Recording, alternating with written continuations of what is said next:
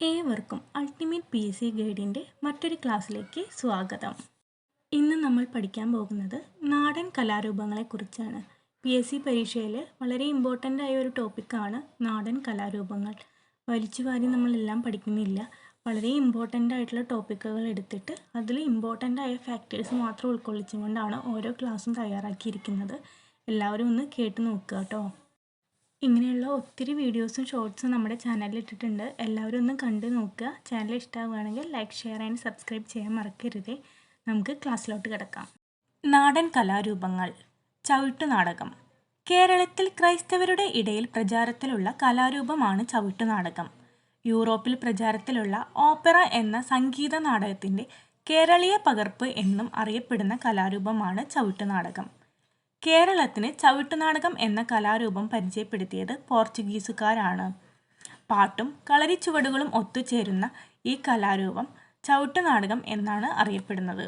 കഥകളിയിൽ ഹസ്തമുദ്രയ്ക്കുള്ള സ്ഥാനം ചവിട്ടുനാടകത്തിൽ ചുവടിനുമുണ്ട്. ചവിട്ടുനാടകത്തിൻ്റെ ഉപജ്ഞാതാക്കളാണ് ചിന്നത്തമ്പി പിള്ള, വേദനായകം പിള്ള. ചവിട്ടുനാടകത്തിലെ അടിസ്ഥാന ചുവടുകളാണ് ഇരട്ടിപ്പുകൾ, കലാശങ്ങൾ, ഇടക്കലാശങ്ങൾ, കവിത്തങ്ങൾ. പടയാളികളുടെ വേഷങ്ങളിൽ അവതരിപ്പിക്കപ്പെടുന്ന കലാരൂപമാണ് ചവിട്ടുനാടകം.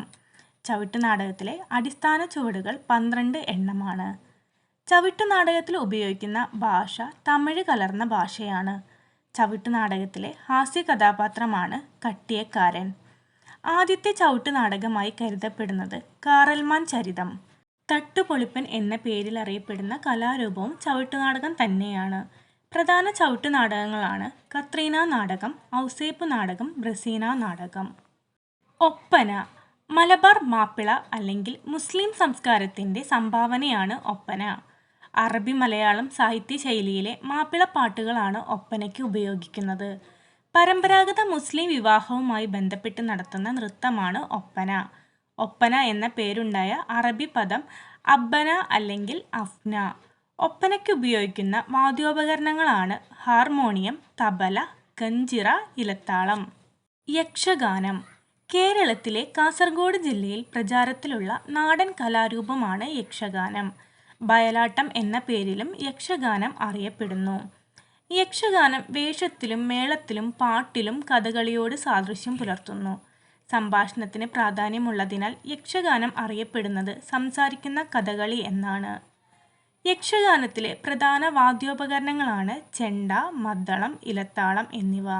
രാമായണം, മഹാഭാരതം എന്നീ കൃതികളെ അവലംബമാക്കി അവതരിപ്പിക്കുന്ന കലാരൂപമാണ് യക്ഷഗാനം. യക്ഷഗാനത്തിൻ്റെ പിതാവ് എന്നറിയപ്പെടുന്നത് പാർത്തി സുബ്ബനാണ്. യക്ഷഗാനത്തെ പ്രചാരത്തിൽ കൊണ്ടുവന്ന കവിയാണ് ശിവരാമ കാരന്ത്. യക്ഷഗാനവുമായി ബന്ധപ്പെട്ട് ഒരു പ്രീവിയസ് ഇയർ ക്വസ്റ്റ്യൻ നോക്കാം നമുക്ക്. ഇത് 2022 10th പ്രിലിംസിൻ്റെ സ്റ്റേജ് 4 ചോദിച്ച ക്വസ്റ്റ്യനാണ്. നോക്കാം. ക്വസ്റ്റ്യൻ ഇങ്ങനെയാണ്: യക്ഷഗാനം എന്ന കലാരൂപം ഏറ്റവും കൂടുതൽ പ്രചാരത്തിലുള്ള കേരളത്തിലെ ജില്ല ഏത്? കാസർഗോഡ്. ആൻസർ കാസർഗോഡാണ്. അടുത്തത് മാപ്പിളപ്പാട്ട്. മലബാർ മുസ്ലിങ്ങളുടെ തനതു ഭാഷയായ അറബി മലയാള സാഹിത്യത്തിലെ പദ്യവിഭാഗമാണ് മാപ്പിളപ്പാട്ട്. മാപ്പിളമാരുടെ ജീവിതത്തെയും സംസ്കാരത്തെയും ആചാര സവിശേഷതകളെയും പ്രതിഫലിപ്പിക്കുന്ന പദ്യവിഭാഗം കൂടിയാണ് മാപ്പിളപ്പാട്ടുകൾ. താളപ്രധാനവും പ്രാസനിബന്ധവുമായ മാപ്പിളപ്പാട്ടിലെ മറ്റൊരു പ്രത്യേകത ശൃംഗാരരസമാണ്.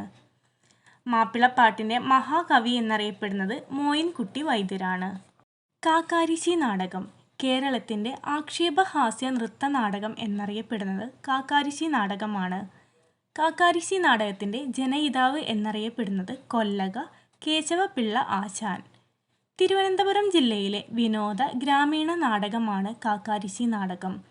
അനുഷ്ഠാനാംശം തീരെയില്ലാത്ത രംഗാവിഷ്കാരമായ കാക്കാരിശ്ശി നാടകം അറിയപ്പെടുന്ന മറ്റു പേരുകളാണ് കാക്കാലച്ചി നാടകം, കാക്കാല നാടകം, കാക്കാചരിതം.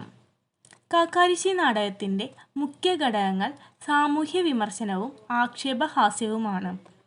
കാക്കാരിശ്ശി നാടകത്തിലെ പ്രധാന കഥാപാത്രങ്ങളാണ് കാക്കാലൻ, കാക്കാത്തി, വേടൻ, വെളിച്ചപ്പാട്, തമ്പുരാൻ, കോമാളി.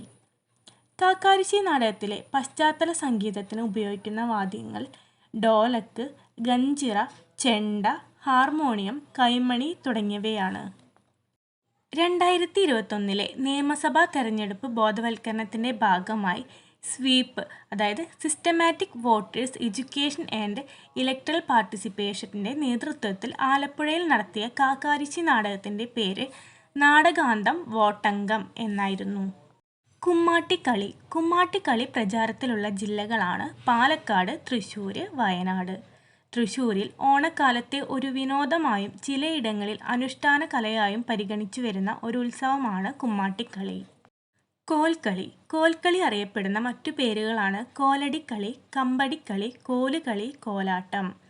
കോൽക്കളിക്ക് ആവശ്യമായ കളിക്കാരുടെ എണ്ണം ചുരുങ്ങിയത് 16 പേർ. കളരി അഭ്യാസവുമായും പൂരക്കളിയുമായും സാമ്യമുള്ള കളിയാണ് കോൽക്കളി. കോൽക്കളിയിൽ പ്രചാരത്തിലുള്ള വന്ദനം, കളിതൊഴൽ, ചിന്ത് തുടങ്ങിയ രീതികളും കളരിയിലെ വായ്ത്താരിയും താളവും താളക്രമങ്ങളും കോൽക്കളിയിൽ കാണാം.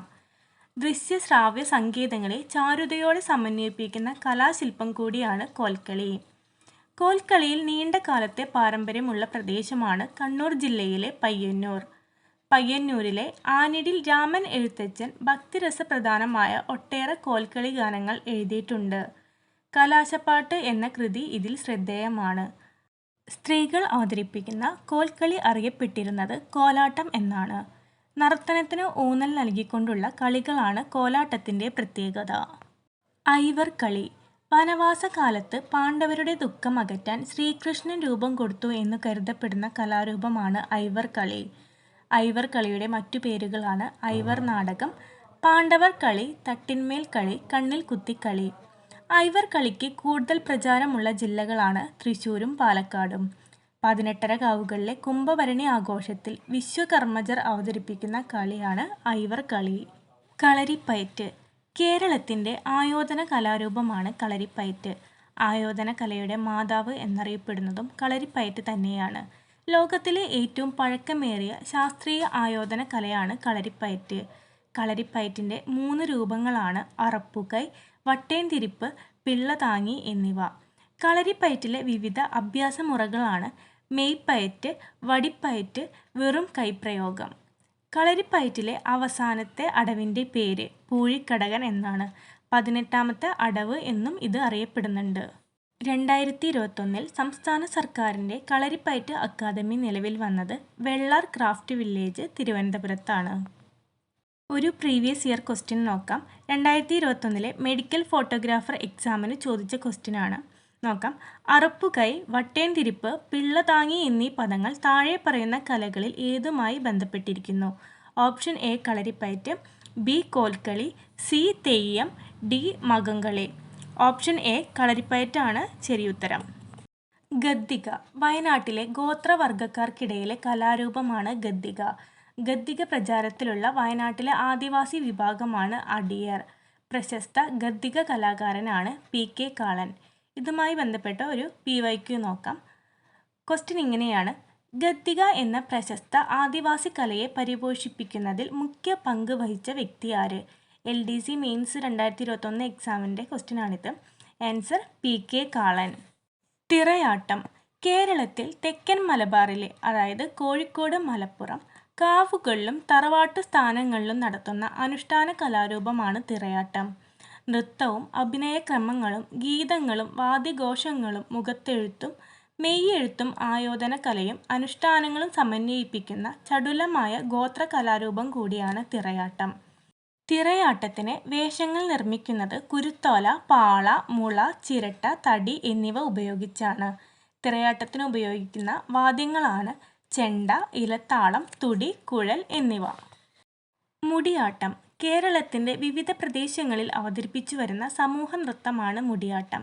മുടിയാട്ടം നടത്തുന്നത് യുവതിയും ബാലികമാരും ചേർന്നാണ്. മുടിയാട്ടത്തിന് ഉപയോഗിക്കുന്ന വാദ്യങ്ങളാണ് മദ്ദളം, പറ, മരം, കരു, കൊക്കരോ എന്നിവ. വടക്കൻ കേരളത്തിൽ മുടിയാട്ടം അറിയപ്പെടുന്നത് നീലിയാട്ടം എന്ന പേരിലാണ്. മലപ്പുലയാട്ടം. മലപ്പുലയർ ആഘോഷങ്ങളോടനുബന്ധിച്ച് നടത്തുന്ന ആകർഷകമായ നൃത്തരൂപമാണ് മലപ്പുലയാട്ടം. നൃത്തത്തിന് പാട്ട് പാടാറില്ല എന്നതാണ് മലപ്പുലയാട്ടത്തിൻ്റെ പ്രധാന പ്രത്യേകത. പ്രധാന വാദ്യങ്ങളാണ് ചിക്കുവാദ്യം, ഉറുമി, കിഴിമുട്ടി, കുഴൽ, കട്ടവാദ്യം എന്നിവ. ഇതിൽ ഉറുമി എന്ന് പറയുന്നത് തുടി പോലുള്ള ഒരു വാദ്യമാണ്. മറ്റു പ്രധാനപ്പെട്ട കലാരൂപങ്ങളെക്കുറിച്ചുകൂടി പഠിക്കാം. പാലക്കാട് ജില്ലയിൽ പ്രചാരത്തിലുള്ള മറ്റു കലാരൂപങ്ങളാണ് ആര്യമാല നാടകം, പൊറാട്ട് നാടകം എന്നിവ. കണ്ണൂർ ജില്ലയിൽ നിലവിലുള്ള അനുഷ്ഠാന കലയാണ് കെന്ത്രോൻ പാട്ട്. ഭദ്രകാളി പാട്ടിന് പറയുന്ന മറ്റൊരു പേരാണ് തോറ്റം പാട്ട്.